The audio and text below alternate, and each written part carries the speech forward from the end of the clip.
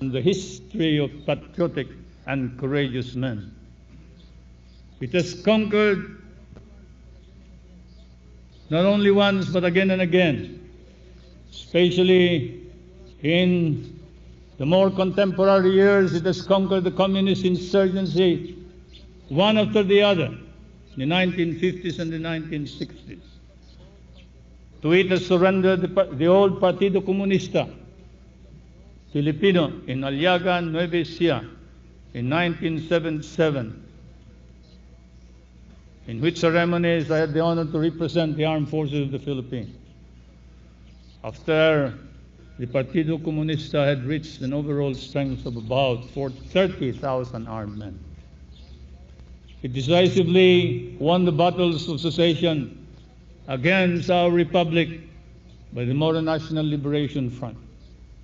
The armed forces of the Philippines is probably the only national armed force here in Asia that has overcome a full-blown communist rebellion without the aid of foreign troops. We did it repeatedly in the past, and we shout to the world, we will do it again if necessary. The Moro National Liberation Secessionist movement in the South was overcome with the surrender of almost 16,000 armed regulars, a force that was supposed to have reached a total strength of about 30,000 men, like the communists. In 1977, the armed forces of the Philippines captured the founder and leader of the new Communist Party of the Philippines, Jose Maria Sison, and Commander Bernabe Buscaino, alias Commander Dante, organizer of the New People's Army. Both of them are still in jail, facing charges in court. With them are the members of the Central Committee of the new Communist Party and about 100 more leaders of that party, either captured or eliminated in the last 2 years. Part of the natural calamities, our people supported the government. The Aquino assassination, which was used as a political issue against the government, is now under trial after the most exhaustive investigation of the conduct of public officials and the entire government that can be allowed by a government. It is a government with an idea, or they were brought up to be. The fight has been reduced into one single position. Parties are supporting the legalization of the Communist Party and have adopted the principles of communism in their platform, which they would implement if elected into office. Let me repeat that.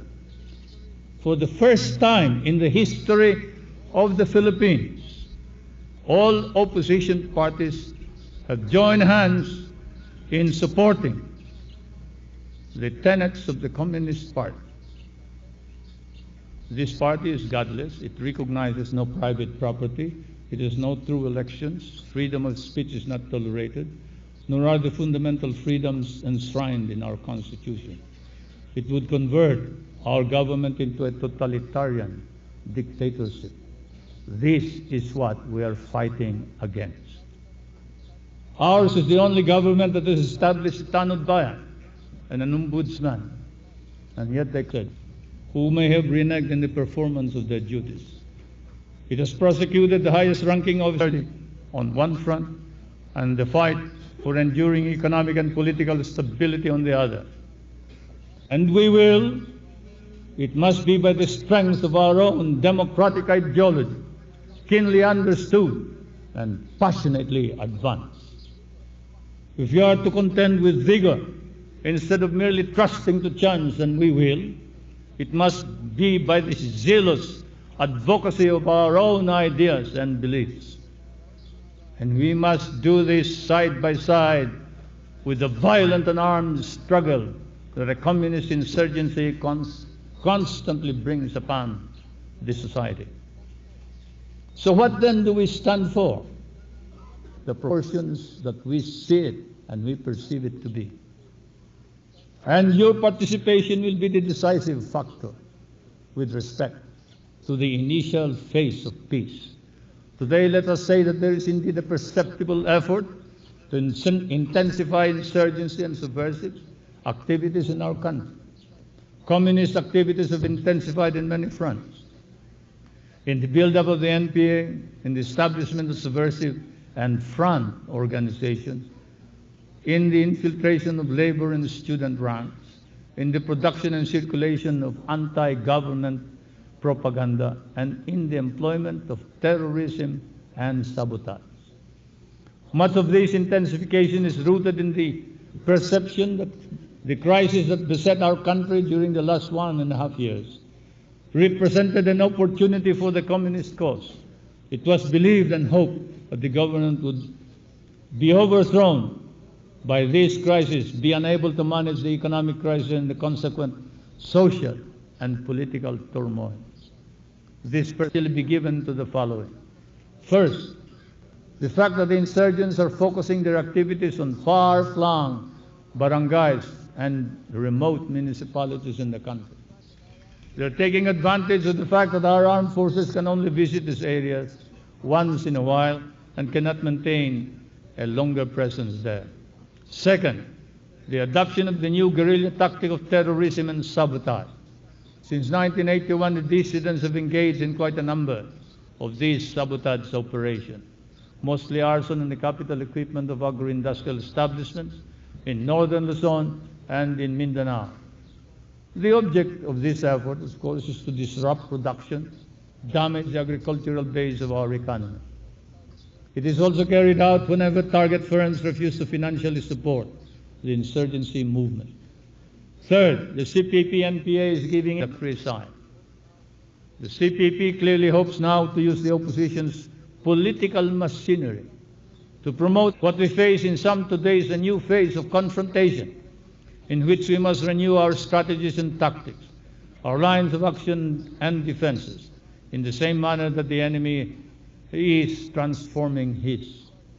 The problem we face here requires a total approach that must be characterized by a government and a people working together for a common goal. So what is the new counterinsurgency problem? Our new counterinsurgency program rests on the three major lines of action, some of which have already been outlined after the guidelines that I set by the Chief of Staff. The integration of local government and military efforts in the fight against terrorism and insurgency. Second, there is the retraining of armed forces personnel and the upgrading of logistical support for our counterinsurgency forces. 3, the mobilization of our government and citizenry for the ideological struggle, for the battle of ideas, for the propaganda struggle that for some time has been overlooked by our side, but greatly intensified on the enemy's end.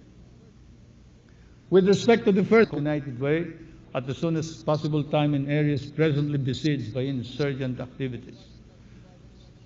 Likewise, it must provide preemptive, and beyond our own generations, men will still proclaim, in this, your armed forces of the Philippines, their unwavering devotion to the flag and their undying loyalty to the Philippine Republic. In that spirit, today, I meet you, salute you, and say, well done. Keep it up.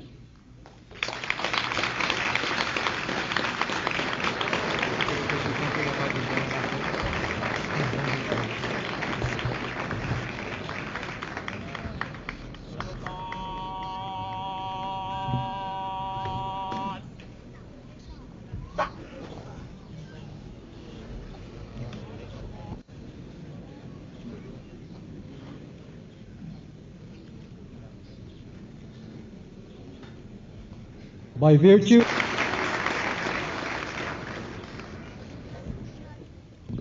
pursuant to Section 31 of the National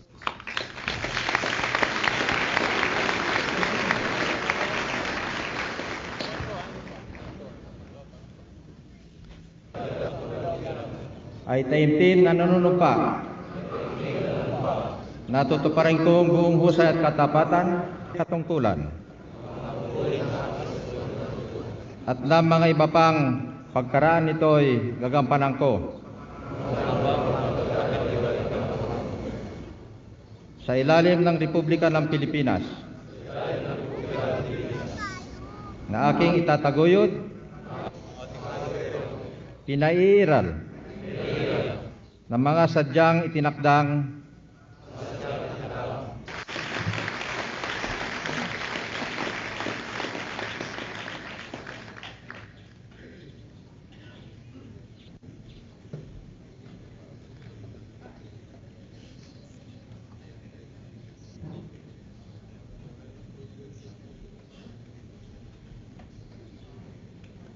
Manuel R. Garland, summa cum laude.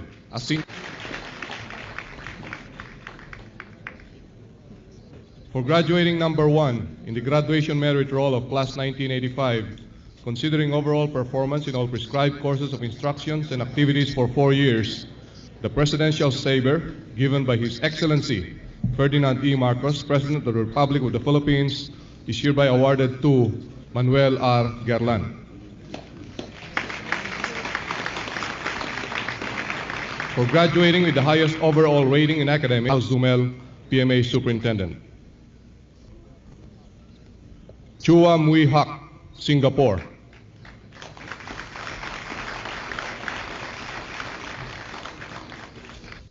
For graduating number 2 in the graduation merit roll of class 1985, considering overall performance in all prescribed courses of instruction and activities for Nancy Tobias, Iloilo City.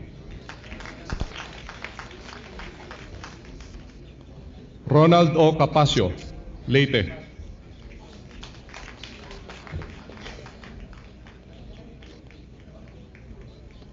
Ricardo S. Santiago, Tarlac.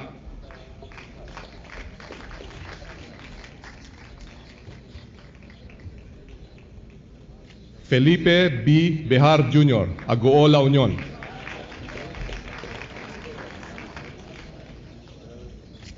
Alvin Francis A. Javier, Quezon City.